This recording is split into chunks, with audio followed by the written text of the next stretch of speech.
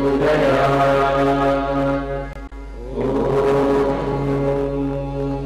दर्शकों नमस्कार। ज्योतिषी के कार्यक्रम में आप सबका हार्दिक स्वागत है। मैं हूं डॉक्टर एच एस रावत। आज के इस एपिसोड में हम आपको जानकारी देंगे कि सूर्य किस प्रकार से मार्केस हो जाता है, शनि भी किस प्रकार से मार्केस हो जाता है। आज का एपिसोड खास रहेगा। मकर लग्न की कुंडली है, अष्टम भाव का स्वामी सूर्य यह मार्केस होता है, मृत्यु का डिपार्टमेंट इसके पास है। चंद्रमा भी सप्तम भाव का स्वामी होकर के मार्केस है और केतु तो मार्केस होता ही है। मकर लग्न की कुंडली में सूर्य चंद्र केतु मार्केस का रोल करते हैं। दर्शकों बड़ी सावधानी के साथ सुनिएगा। जिसकी मकर लग्न की कुंडली है, सूर्य चंद्र केतु लग्न में बैठे हैं, तो पति पत्नी में से किसी एक की मृत्यु निश्चित हो जाती है। इस योग में विधवा या विदुर योग बन जाता है। इसकी शांति कराना बहुत जरूरी होता है। अगर आप इसकी पूजा कर लेते हैं तो आपको जरूर लाभ मिलेगा, क्योंकि शनि के घर में शनि स्वयं मार्केस है। शनि या लगन का स्वामी, द्वितीय भाव का स्वामी, द्वितीय भाव का स्वामी भी मार्केस होता है, सप्तम का भी स्वामी मार्केस होता है और अष्टम भाव का स्वामी भी मार्केस होता है। अगर यहां तीन मार्केस इकट्ठे हों और ये तीनों विवाह स्थान को देखते हों तो वैवाहिक जीवन में किसी एक की मृत्यु का योग आता है। कुंडली मिलाते वक्त इस चीज को देख लेना चाहिए। अभी अभी मेरे पास एक इस तरह की कुंडली आई थी, मिलाने के लिए आई। मैंने कहा इस कुंडली में इस तरह का मार्केस बना हुआ है तो आप शादी ना करें, लेकिन उन्होंने की और सिर्फ एक बच्चा होने के बाद में और पति की मृत्यु हो गई। ऐसे योग में यहां पूजा करना जरूरी हो जाता है। वैवाहिक जीवन को बचाने के लिए यहां मोती पहन सकते हैं, जिससे तलाक ना हो, पति पत्नी की किसी की मृत्यु ना हो। ये तीनों ग्रह इधर बैठे, धन का नाश होता है, दरिद्र योग बन जाता है। यहां पर पैसा नहीं बचता, क्योंकि नाश का स्वामी यहां बैठा हुआ है शनि के घर में, और चंद्रमा अपनी राशि से अष्टम बैठा। केतु की युति परिवार के ऊपर है। परिवार में किसी को मृत्यु तुल्य कष्ट आता है। बच्चा पैदा होता है, पैदा होने के बाद परिवार में किसी की मृत्यु हो जाती है। इसको रोकने के लिए इस मार्केस तीन ग्रहों की शांति कि हे सूर्यदेव, हे चंद्रदेव, हे केतु देव, आप हमारे घर में किसी को मारक प्रभाव मत डालिए, तो उसे बचा जा सकता है। सूर्य चंद्र केतु अगर तृतीय भाव में बैठे हैं तो किसी खास मित्र की मृत्यु हो जाती है, या छोटे भाई बहन में से किसी की मृत्यु हो जाती है। लेकिन ये कब होती है? जब सूर्य की महादशा चलती है, जब चंद्रमा की अंतर्दशा चलती है, केतु की अंतर्दशा चलती है। ये ऐसा कॉम्बिनेशन है कि उस समय कहीं ना कहीं तकलीफ का सामना करना पड़ता है। अगर ऐसा योग कहीं चल रहा है तो उस समय पूजा पाठ दान धर्म से इन चीजों को आप रोक सकते हैं, कि कोई भी बुरा प्रभाव पूजा पाठ दान धर्म से रुक जाता है। इस दुनिया में इतनी पूजाएं होती हैं, इतना सब कुछ हो रहा है, इतने भागवत कथाएं चलती हैं, यज्ञ हो रहे हैं, इन सब से लाभ मिलता है। सूर्य चंद्र केतु चौथे भाव में बैठे हुए हैं। चौथा भाव मां का होता है।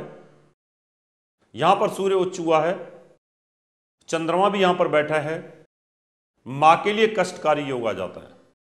आपकी स्वयं की आयु तो अच्छी हो जाएगी, पत्नी की आयु भी अच्छी हो जाएगी, लेकिन मां के घर में इस कॉम्बिनेशन से नुकसान होगा।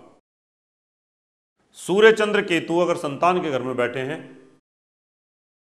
तो संतान के लिए तकलीफ होती है। कोई बच्चा खराब हो जाता है, बच्चा मृत्यु को प्राप्त हो जाता है, गर्भपात हो जाता है, मिसकरेजेज होते रहते हैं। साथ में अगर आप कोई लव मैरिज करते हैं तो इसमें भी बाधा आ जाती है, वो सक्सेस नहीं होती है, टूट जाती है। एजुकेशन के लिए अच्छा है, इसको रोकना है तो आप मोती धारण करिएगा तो थोड़ा अच्छा हो सकता है।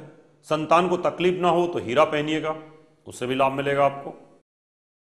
सूर्य चंद्र केतु अगर छठे भाव में बैठे हैं तो छठा भाव रोग, चोट, बाधा, कर्जा, पुलिस केस, मुकदमा, पति पत्नी दोनों पे भारी हो जाता है।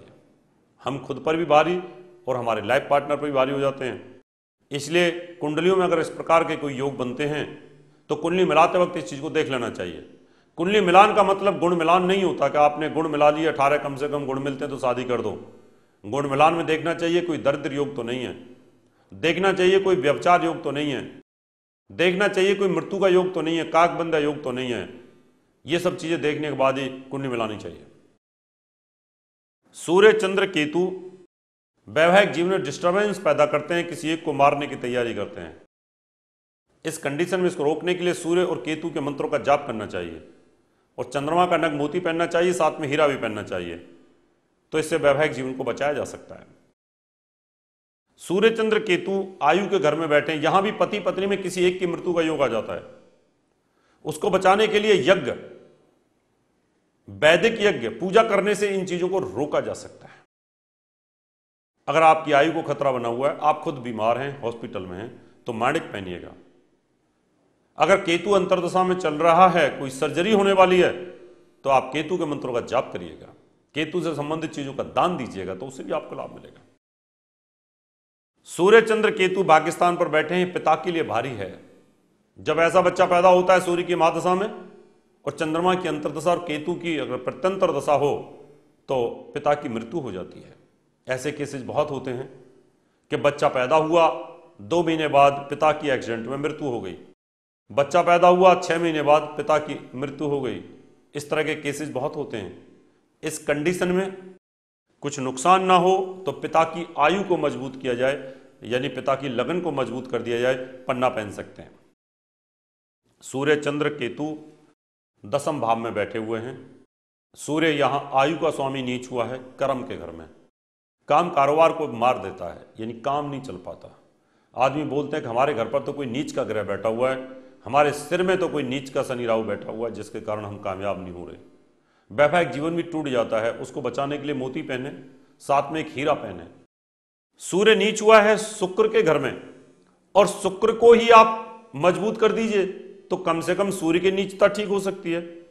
तो यहां हीरा और आप मोती पहन सकते हैं। सूर्य चंद्र, यहां पर चंद्रमा नीच हुआ है पति पत्नी का स्वामी होकर के, तो यहां पति पत्नी के लिए नुकसानदायक योग बनता है।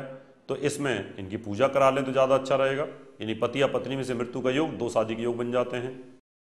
सूर्य चंद्र केतु ये 12वें भाव में बैठे हैं, दादी के ऊपर भारी हो जाते हैं और वैवाहिक जीवन पर भी भारी होते हैं। विचित्र योग हैं, इसलिए मकर लगन के अंदर सूर्य चंद्रमा केतु जब एक साथ होते हैं तो ये कहीं ना कहीं मारते हुए चले जाते हैं। परिवारों में मृत्यु का सिलसिला नहीं रुकता, हर 2 साल में 3 साल में किसी की मौत होती रहती है। दर्शकों, आपके परिवार में कोई इसी प्रकार की तकलीफ है, आप जूझ रहे हैं, तो आप भटकिए मत। बहुत सारे लोग आपको लुहावनी बातें करते हैं, उनसे बचिए और आप एक बार अपॉइंटमेंट लेकर के मिलिए, आपकी समस्या का मैं समाधान जरूर करूंगा। अभी समय आपसे हाथ लेने का, अगले एपिसोड में आपसे फिर मुलाकात करेंगे। तब तक के लिए नमस्कार। प्रिय दर्शकों, नमस्कार।